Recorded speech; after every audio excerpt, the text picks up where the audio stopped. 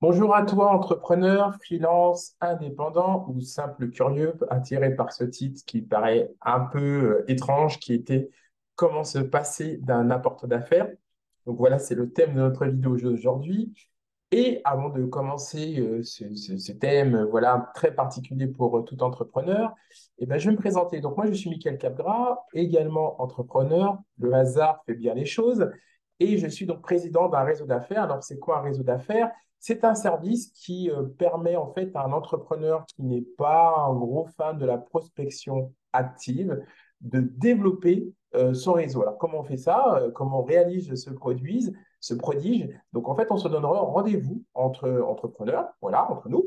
Et l'idée, c'est de sympathiser suffisamment pour se faire confiance et avoir envie de s'envoyer du business. Voilà. Moi, je suis un ancien commercial et c'est moi qui allais chercher. Et puis, je me suis rendu compte que les entrepreneurs, c'était pas trop leur truc. Donc, d'où l'idée de lancer mon propre service de réseau d'affaires. Alors, très concrètement, comment ça se passe? Je vous donne un exemple. Supposons que dans le groupe, c'est un exemple, hein, on ne prenait pas pour argent comptant, et supposons qu'il y a une agence web, par exemple.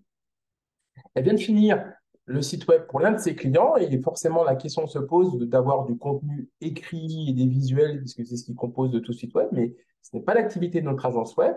Donc la question se pose et l'agence web, puisque le client insiste, c'est normal, l'agence web propose dans ce cas-là de mettre en relation un rédacteur web et un photographe de son réseau, entre parenthèses, entre nous, de son réseau d'affaires, avec son client. Voilà. Et c'est ainsi que tout le monde peut développer son activité en chaque fois en tendant l'oreille pour quelqu'un de son réseau d'affaires. Donc, on peut le dire autrement, dans un réseau d'affaires, chaque entrepreneur, donc voilà, tout le monde est le commercial de tout le monde.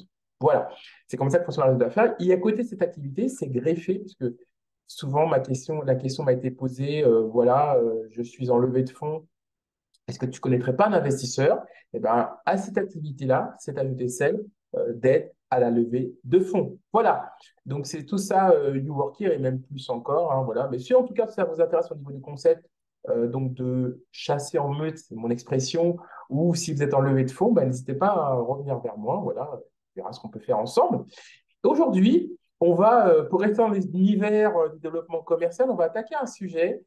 C'est une question qui aussi m'est demandée. Alors, moi, on peut dire, on me pose beaucoup de questions.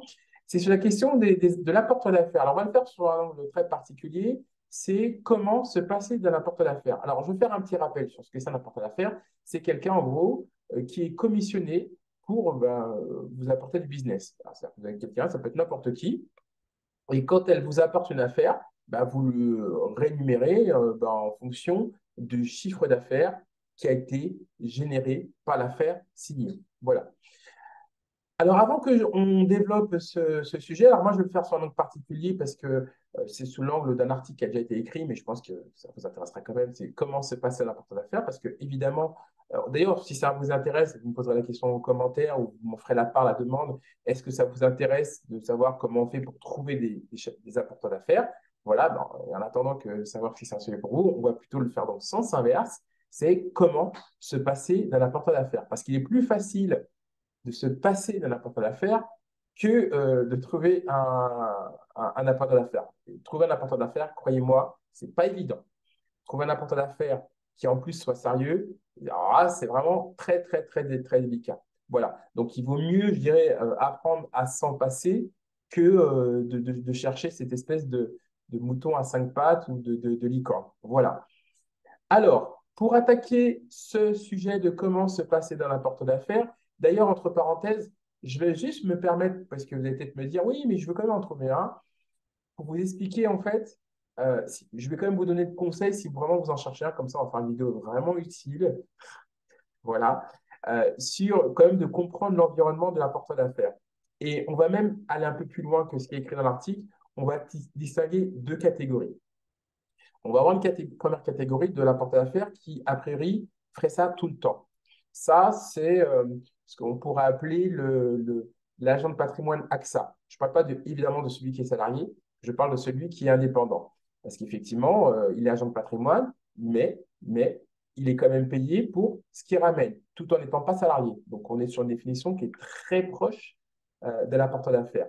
Mais AXA, en l'état, apporte une organisation de fou. Donc, formation, des rémunérations qui sont ponctuelles, mais également régulières dans le temps, donc pendant chaque mois, c'est-à-dire que tout le temps où le client garde le forfait, et ben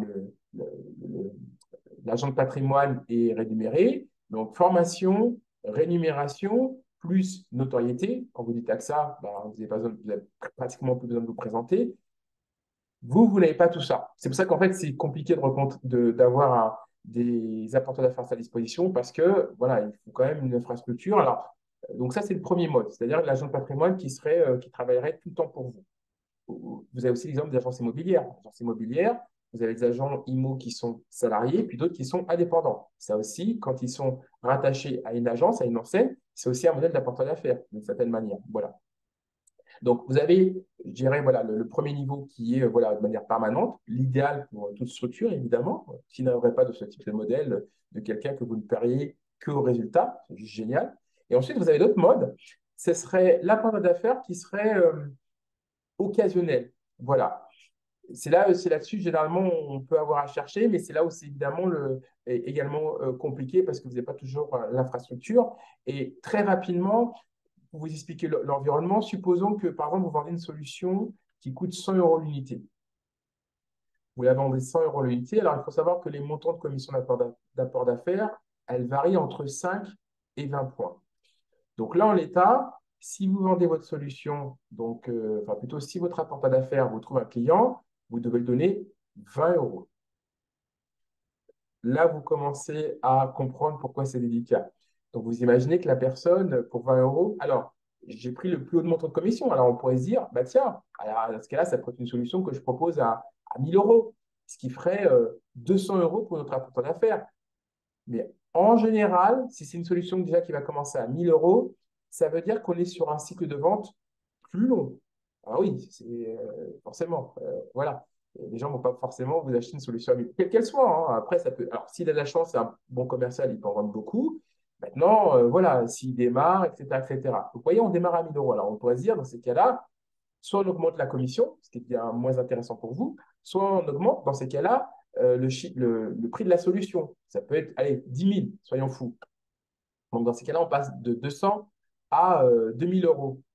D'accord? Donc, si on est à 10 000, on est sur une solution qui va encore prendre plus de temps à vendre. 10 000, ça correspond quasiment, si on voit, parce que je prends l'exemple de la cuisine, voilà, ça pourrait être une cuisine, une très bonne cuisine, hein, plutôt haut de gamme, hein, voilà, enfin, pas milieu de gamme, mais plus, plus. Bon, ben, vendre une cuisine, c'est pas évident, hein. C'est pas évident, voilà, voilà. Il faut que vous ayez à peu près ces chiffres en tête pour vous représenter pourquoi c'est compliqué d'avoir recruté un apporteur d'affaires. Vous pourriez avoir quelqu'un, au départ, il pourrait être motivé, et quand il voit l'effort à fournir pour trouver ne serait-ce qu'un client, il peut vite se décourager. Voilà. Je vous ai mis le contexte de l'environnement d'apporteur d'affaires. Allez, maintenant, on va attaquer notre sujet de cette vidéo, c'est comment faire pour se passer d'un apporteur d'affaires. Et là, je vais être très court parce que je l'explique de manière très simple. En tout cas, est-ce mon ambition? Voilà. Premier sujet, se former. Voilà, pour se passer d'un apporteur d'affaires.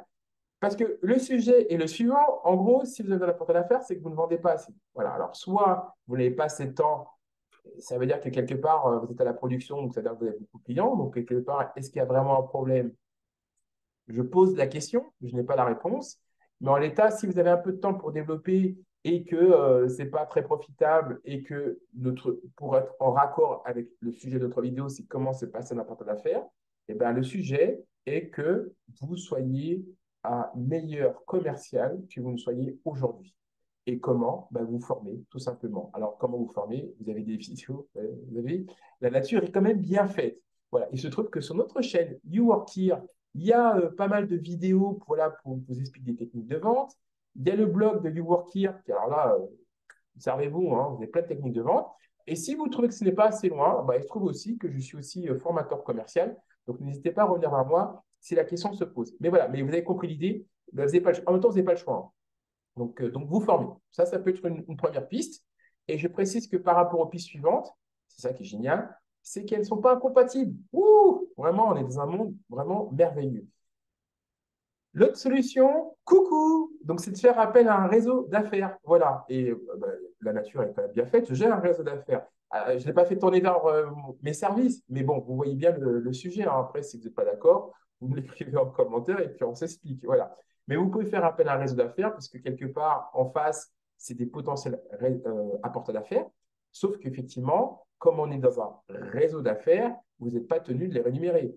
La récompense, c'est bah, pensez à eux en retour. Ils vous ont apporté des choses, soyez sympa, vous leur apportez un retour. On fait jouer la réciprocité. Voilà. Donc, faire appel à un réseau d'affaires, ça peut être aussi un bon moyen de se passer d'un réseau d'affaires, d'un apporteur d'affaires dans le sens où vous le rémunérez. Là, en gros, vous essayez de rendre votre part d'une autre manière, ben, lui apportant en retour des clients. Pas trop désagréable. Voilà. On est en échange de bons procédés. Donc, faire appel à un réseau d'affaires est un bon moyen pour se passer d'un apporteur d'affaires. Ensuite, l'autre moyen, c'est de soigner votre réseau professionnel. Alors ça, en plus, accessoirement, je l'ai vu. Je l'ai vu. C'est-à-dire que j'ai vu des gens, ils avaient des contacts qui leur apportaient du business. Et en retour, vous me croyez, vous ne me croyez pas, en retour, il n'y avait rien. Même pas, je l'ai signé, c'est cool ou quoi que ce soit. Les mecs, ils prennent.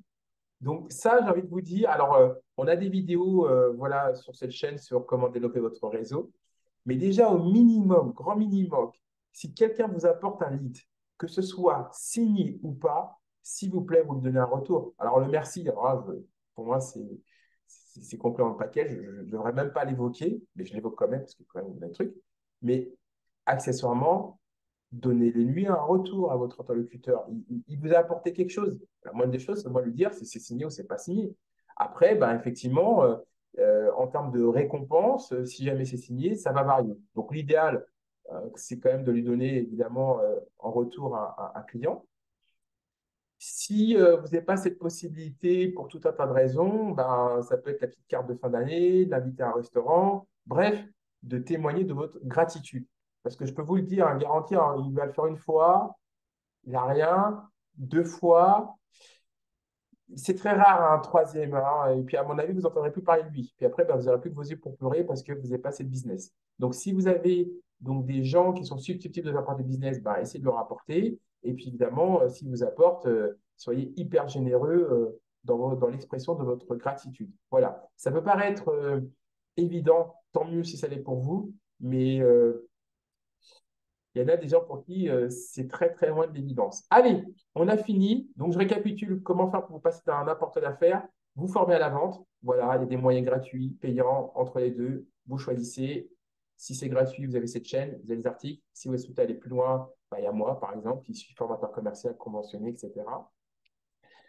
Vous pouvez aussi faire appel à un réseau d'affaires. C'est un bon rapport qualité-prix, même très très bien. Voilà. Alors, réseau d'affaires, comme pour avoir son propre réseau que vous entretenez, il faut donner un retour, hein. Voilà. Il n'y a rien à un moment donné, il n'y a pas de solution magique où il suffit de s'asseoir. Voilà. Et il y a de soigner votre réseau professionnel. Donc, tous vos contacts, qui vous ont donné ou pas, soyez dans la gratitude et encore plus pour ceux qui vous ont donné. Voilà. Ben, écoutez, on a terminé cette vidéo. J'espère que vous avez appris des choses ou à minima, ça vous a fait du rappel de choses. Si vous connaissez quelqu'un que vous pensez que ça pourrait être utile, bah, écoutez, partagez avec lui cette vidéo voilà, pour qu'il puisse bah, rendre service et aussi apporter. Voilà, c'est ce qu'on s'était dit dans cette vidéo. Et puis pour nous, bah, on se trouve pour j'ai envie de vous dire à bientôt pour de nouvelles vidéos. Merci à vous.